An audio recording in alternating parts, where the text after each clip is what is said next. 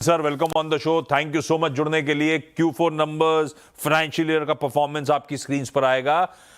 Solid performance है। Q4 में AUMs में 21% का जंप, मुनाफा उसके सामने 30% बढ़ता हुआ आपको नजर आएगा। ऐसी में इंटरनल टटोल रहा था, कॉस्ट टू इनकम रेशियो चाहे मैं क्यू ऑन क्यू देखूं, साल दर साल देखूं, इंप्रूवमेंट है। रविंद्र सर, ये प्रॉफिटेबिलिटी में खास तौर पे जो तवज्जो मिला है, ये क्या आपके बढ़िया कॉस्ट कंट्रोल हैं या एफिशिएंसीज हैं जो पर्कुलेट होकर बॉटम लाइन पे पहुंचती हुई नजर आ रही है? हाजी जी, सबसे पहले तो आपको एंड आपके सारे दर्शकों को, सीएनबीसी आवाज के सारे दर्शकों को मेरा नमस्कार। लास्ट ईयर जो शुरुआत में vehicle finance, consumer small enterprises loan वाला बिजनेस और एसएमई बिजनेस, ये तीनों ट्रैक कर रहे थे और 3 बिजनेसेस ही सपोर्ट कर रही थी और 2 बिजनेसेस हमने लॉन्च किए थे, गोल्ड लोन और कंज्यूमर ड्यूरेबल। तो चोला के आज 8 बिजनेसेस हैं और क्वार्टर 4 आते-आते तक ये तीनों बिजनेस के जो भी प्रॉब्लम थे हमने सॉल्व किए और ये 2 बिजनेस जो है अच्छे से खड़े हो गए हैं। तो अब चोला में 8 बिजनेस ने क्वार्टर 4 में बहुत अच्छा परफॉर्म किया है। तो इसके कारण ही आप देखेंगे कि चारों तरफ से सारे जो पैरामीटर है, जितने भी वेरिएबल्स है, हमने सबको करेक्ट किया है और इसी के कारण हम लोग थोड़ा-सा आश्वस्त है कि जैसे आपने कहा कि वेस्ट एशिया में क्राइसिस चल रहा है और अगला क्वेश्चन शायद उससे रिलेटेड होगा। बट मुझे लगता है कि अभी अभी हम लोग 8 इंजन के साथ ज़्यादा अच्छा काम करने की स्थिति में हैं। बाकी देखेंगे कि कैसा होता है फिर आने वाले दिन। नहीं, एक सवाल बाद आऊंगा मैं वेस्ट एशिया पे। अच्छा, फिर इस बार की हाईलाइट थी मेरे लिए, अब 8 सेगमेंट्स हो गए, डिसबर्समेंट में ग्रोथ बढ़िया थी, 25% के आसपास का उछाल था। ये क्या फिर अक्रॉस सेगमेंट्स था? और फिर बड़ा तवज्जो, फिर ये सबका सवाल यही होगा कि डिसबर्समेंट जब 25% के आसपास की ग्रोथ ऑलरेडी दिखा रहे हैं, क्या यहां से फर्दर एक्सिलरेट करने का दमखम है? या वही मैं बोल रहा था कि 3 बिज़नेसेस तो अच्छे से काम कर रही थी, जिसमें कि लोन अगेंस्ट प्रॉपर्टी है, सिक्योर्ड बिज़नेस लोन है, जो छोटे व्यवसाय के लिए हम लोग एसबीपीएल के अंडर में करते हैं और हाउसिंग लोन। ये तीनों तो अच्छा काम कर रही थी, इनका ग्रोथ बहुत अच्छा था। पिछले साल आखिरी के 2 क्वार्टर तिमाही में, क्वार्टर 3 के तिमाही में और क्वार्टर 4 के तिमाही में, ये जो बाकी 3 बिज़नेसेस हैं, उन्होंने भी बाउंस बैक किया और जो नए बिज़नेसेस उन्होंने भी अच्छा काम किया। तो सभी का एक मिला-जुला प्रभाव है। साथ में हमने ये भी देखा कि सेकंड हाफ में जीएसटी कट होने के बाद इंडस्ट्री इम्प्रूव करने लगी। व्हीकल फाइनेंस की इंडस्ट्री इम्प्रूव हुई। पहले पैसेंजर कार इम्प्रूव हुआ, फिर कमर्शियल व्हीकल इम्प्रूव हुआ। तो धीरे-धीरे मार्केट में भी एक इम्प्रूवमेंट का दौर दिखा है आखिरी 6 महीने में, जिसका फ़ायदा हमें मिला है। और चूँकि कैपेसिटी हमारे पास बिल्ड कर चुकी है, हमने कर चुके थे और उसका यूटिलाइज़ेशन होना ब बाकी था। वो हमने एग्ज़ीक्यूशन बहुत अच्छा किया क्वार्टर 3, क्वार्टर 4 में। इनफैक्ट अभी गोल्ड लोन और कंज्यूमर ड्यूरेबल लोन अभी एक अपनी बहुत ही शुरुआती दौर पे है। तो उसमें से जो उसका जो डिसबर्समेंट का ग्रोथ है, वो हमको और आने वाले दिनों में देखने को मिलेगा।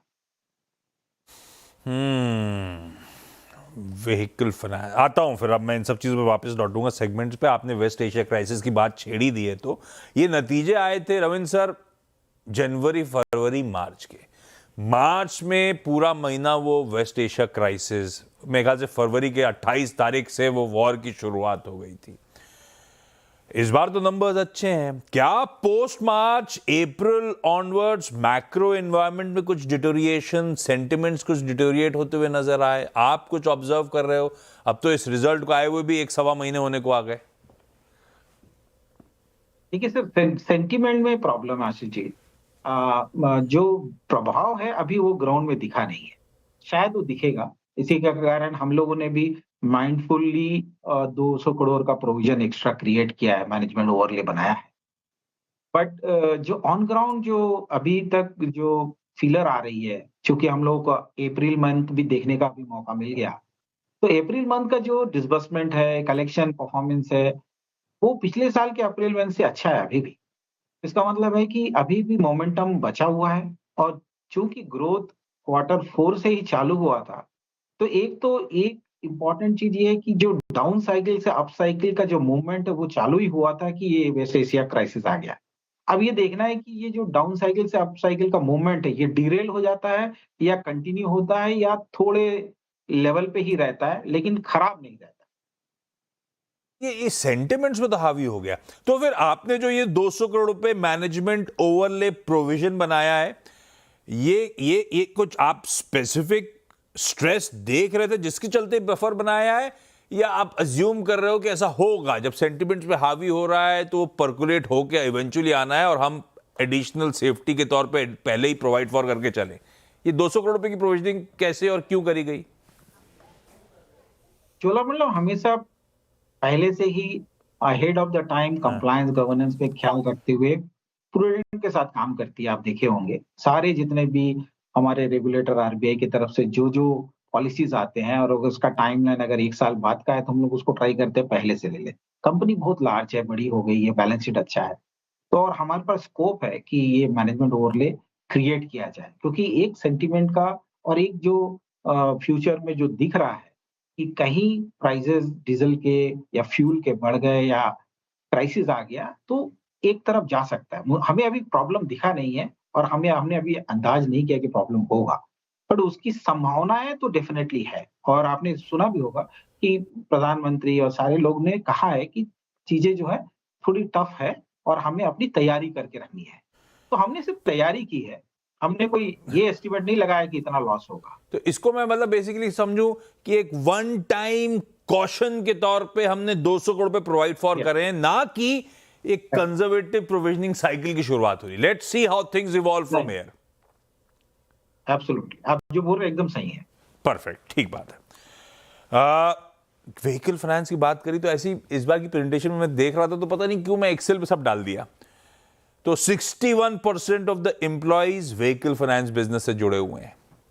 90% ऑफ द ब्रांचेस डेडिकेटेड, मतलब 1761 ब्रांचेस हैं तो 90% ब्रांचेस व्हीकल फाइनेंस को डेडिकेटेड है। अच्छा रविंद्र सर, वो व्हीकल ऑटो सेल्स के नंबर्स जो आ रहे हैं वो तो रोबस्ट आ रहे हैं। यूज्ड व्हीकल मार्केट्स का आइडिया नहीं मुझे। बीच में मुझे आपसे लास्ट चर्चा हुई थी तब वो कंस्ट्रक्शन इक्विपमेंट में भी थोड़ा धीमापन था। ये वो पार्ट ऑफ द मार्केट कैसा कर रहा है और कैसा करेगा? क्योंकि वेस्ट एशिया हो ना हो, रूरल स्ट्रेस, वो इन्फ्लेशनरी इंपैक्ट तो दिखना शुरू हो गया है। मॉनसून को लेकर स्काईमेट से लेकर आईएमडी सबने प्री वॉर्न कर ही दिया है कि इस बार मामला काफी गड़बड़ाता हुआ नजर आएगा। तो चुनौतीपूर्ण होने वाला FY27 ऐसा मानूं क्या? तो सबसे पहले तो मैं आपका जो ये मानसून के लेके मैं आपको बताता हूँ कि मानसून में स्काईमेट ये बोल रहा है कि 94% मानसून रहेगा। उसका मतलब है कि 96% से नॉर्मल मानसून होता है, तो सामान्य से सिर्फ 2-4% ही कमी मानसून होने नहीं रविंद्र सर, पर आईएमडी ने ना प्रोबेबिलिटी का मैप ग्रिड शेयर करा है जिसमें मेरे ख्याल से 30-35% प्रोबेबिलिटी है बिलो नॉर्मल की, 30-35% प्रोबेबिलिटी है डेफिसिट की, यानी कि 90% कम की भी। तो मामला इसीलिए मैं कह रहा हूं डावाडोल है। मैं वही बताने जा रहा हूं सर कि अगर आप पिछले 15 साल का अल्नीनो का इफेक्ट देखेंगे, उसमें 3 बार अल्नीनो आया, तीनों बार कृषि की उपज में वृद्धि हुई है। दूसरी बात यह है कि कृषि सिर्फ और सिर्फ बारिश पे डिपेंड नहीं है। इलेक्ट्रिसिटी आज के डेट पे गांव-गांव में फैल गई है और इरिगेशन लैंड ज्यादा बढ़ गए हैं। तीसरी इंपॉर्टेंट चीज है वाटर रिजर्वायर 10% ऊपर चल रहा है। चौथी चीज है कि 87 सेंटीमीटर जो है नॉर्मल बारिश है। दोनों भी स्काईमेट और आईएमडी के अनुमान के अनुसार 80 to 82 सेंटीमीटर की बारिश होने वाली है, जो 6-7 सेंटीमीटर से कम होने वाली है। जिसका मतलब है कि जो फ्लड टाइप की सिचुएशन थी पिछले साल वो नहीं रहेगी और थोड़ी बहुत बारिश कम रहेगी, और वो भी मई जून में नॉर्मल बारिश है और जुलाई अगस्त में थोड़ी कम बारिश है।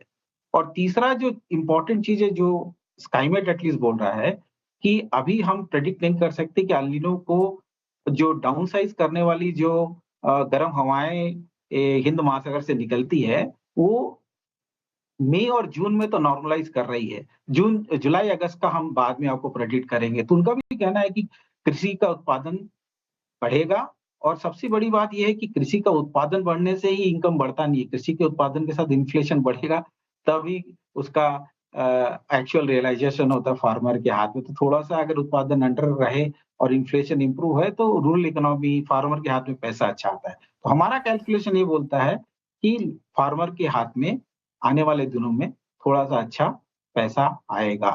तो ये हुआ आपका मानसून। मैंने गलती से मॉनसून के बारे में डिटेल शेयर कर दी और मैं भूल गया था। रविंद्र सर का तो धंधा वहां पे अटका हुआ है मुझसे ज्यादा, और आईएमडी जितना बोल रहा होगा सब निचोड़ के उन्होंने आपको बता दिया कहानी असल में है क्या। अच्छा, एनआईएम स्टेडी है, बल्कि Q4 में जाते जाते एग्जिट मार्जिन तो 8.4% के रिपोर्ट कर रहे हैं आपने, पर FY27 में जिस तरह के अगर चैलेंजेस आ रहे होंगे तो I am assuming competitive intensity वापस बढ़ रही होगी। आपका क्या मानना है, is there a room for expansion from here, या FY26 के लेवल्स को डिफेंड करना ज्यादा इंपॉर्टेंट, वो ज्यादा चैलेंजिंग होने वाला है? सही बोला आपने कि एक्चुअली इसको डिफेंड करना चैलेंजिंग है, चैलेंजिंग नहीं है, लेकिन एक्चुअली तो देयर आर दो आपके इंपॉर्टेंट पॉइंट्स है, एक है इनकम और एक है कॉस्ट ऑफ। अब कॉस्ट ऑफ फंड धीरे धीरे बढ़ेगा अगर इन्फ्लेशन बढ़ता है, जो कि आरबीआई की तरफ से निर्धारित होगा, और उसके बाद जैसे जैसे कॉस्ट ऑफ फंड बढ़ेगा तो हमें कॉस्ट ऑफ फंड को पास ऑन करने की जरूरत पड़ेगी। जो मॉर्गेज बिजनेस है उसमें तो हम पास ऑन कर देते हैं, व्हीकल फाइनेंस में पास ऑन करने में टाइम लगता है क्योंकि वो फिक्स रेट में होता है। जो इनकम लाइन है, उस इनकम लाइन में क्वार्टर 4 में इनकम ज्यादा बढ़ते हैं, फिर क्वार्टर 1, 2 में कम होते हैं, फिर क्वार्टर 3, 4 में बढ़ते हैं। ये एक ऐसा ट्रेंड बना हुआ है। तो 8.14 हम लोग होल्ड करेंगे, डिफेंड करेंगे, हमारी पूरी कोशिश रहेगी, लेकिन थोड़ा बहुत पास ऑन करके उसको एडजस्ट करके हमारा निम जो है बचा सकते हैं। चलिए उस पर नजर रहने वाली है। अच्छा, इसी साल तो गोल्ड लोन के बिजनेस में उतर गए थे, तब वो 8 प्रोडक्ट्स का पोर्टफोलियो रेडी हो गया। एक तो वो पार्ट ऑफ द बिजनेस कैसा कर रहा है, और समय की कमी है तो मैं साथ साथ कर्टन रेजर भी FY27 के लिए रविंद्र सर और उनकी टीम किस तरह के टारगेट्स लेकर चल रही है? Back of the envelope calculation आप लोग का कहता क्या है, किस तरह की ग्रोथ अचीवेबल है? गोल्ड लोन में हम लोग ने 120 ब्रांचेस के साथ काम चालू किया था। हमारा जो पायलट एक्टिविटी है वो बहुत सक्सेसफुल रहा। अब 360 ब्रांचेस हम इस साल के लिए ला रहे हैं, तो गोल्ड लोन को फिर से एक्सपैंड कर रहे हैं। हमारा फोकस साउथ में ज्यादा है गोल्ड लोन को लेके, क्योंकि गोल्ड लोन का मार्केट कंसंट्रेटेड है साउथ में। उसके बाद धीरे धीरे अन्य शहरों में हम जाएंगे। वैसे तो हमारे पूरे देश में करीब 1700 से ऊपर ज्यादा ब्रांचेस है, और 700 जो है लोकेशन हेड्स हैं हमारे, तो सब मिला के 2500 जगह से हम काम करते हैं। गोल्ड लोन का जो ब्रांचेस है वो इंडिपेंडेंट ब्रांचेस है, तो उसमें कॉस्ट ज्यादा है, इसके कारण धीरे धीरे हम एक्सपैंड करेंगे। जहां तक बात है FY27 का, अभी भी हम होल्ड करते हैं। हमारा जो कमिटमेंट रहा है पिछले कई सालों से, कि हम लोग हमेशा कोशिश करेंगे कि हमारा जो ग्रोथ है, एसेट ग्रोथ है, वो 20% से 25% के बीच में रहे। इस साल के लिए हमारा नेट क्रेडिट कॉस्ट जो एनसीएल लाइन है उसमें 10 पैसे की और इम्प्रूवमेंट हम चाहते हैं, जो कि 1.7 से 1.6 अगर ओवरले को मिला के लेते हैं, या तो ओवरले को हटा के चलते हैं तो 1.6 से 1.5 में आए। और हमारा जो प्री टैक्स ROA है वो 3.5% में आए। ये जो है हमारा स्टैंडर्ड टारगेट है, और हमने अभी स्टैंडर्ड टारगेट को लेके ही आगे बढ़ने का डिसाइड किया हुआ है। समय था, एक समय क्या, अब तक भी मैं इंट्रोड्यूस करता था सर आपको तो कहता था दिग्गज व्हीकल फाइनेंस कंपनी। अब आप इतना डाइवर्सिफाई कर गए, इतने सारे सेगमेंट्स आ गए, कब ये कहना बंद करना पड़ेगा मुझे? और ये लॉन्ग टर्म AUM मिक्स आप देख कैसे रहे हो? देखिए 53% में है व्हीकल फाइनेंस, हाँ, और मॉर्गेजेस अगर मिलाएं तो वो करीब करीब 39 के आसपास है, और बाकी हमारे कंज्यूमर है। और मॉर्गेज बिजनेस 10 साल के लिए फाइनेंस होता है, और व्हीकल फाइनेंस 5 साल के लिए फाइनेंस होता है। सारे बिजनेसेस में हमारी जो निगाह है एक समान है, सभी को हम एक तरीके से ड्राइव करते हैं, किसी के साथ भी कोई डिस्क्रिमिनेशन नहीं है। लेकिन चूंकि इसका टेनर लंबा होता है मॉर्गेज का, तो ऑटोमेटिकली उसका जो मिक्स है बढ़ते जा रहा है। तो मॉर्गेज का मिक्स पहले बढ़ेगा, और फिर धीरे धीरे कंज्यूमर थोड़ा बहुत बढ़ेगा। एक टाइम ऐसा आएगा कि जब आप देखेंगे 50% में मॉर्गेज है और व्हीकल फाइनेंस 40% में है, और मॉर्गेजेस और जो कंज्यूमर है करीब 10-12% के आसपास, 10% के आसपास रहेगा। तो ये आने वाले 3-4 साल के अंदर में होने वाला, इतनी तक विजिबिलिटी अभी हम लोग को दिख रही है। तो इसी ये के साथ हम लोग आगे बढ़ रहे हैं अभी फिलहाल। अभी तो कह सकता हूं व्हीकल फाइनेंस की दिग्गज कंपनी। वो दिग्गज तब भी रहोगे आप, लेकिन अभी बोल सकता हूं व्हीकल फाइनेंस कंपनी। थोड़ा सा आप बता देना कब बोलना बंद करना है मुझे। Ravindra sir, thank you so much जुड़ने के लिए। बढ़िया नंबर्स थे, धन्यवाद। और बातचीत करते करते स्टॉक भी बढ़िया मूव करता हुआ इस समय आपको नजर आएगा।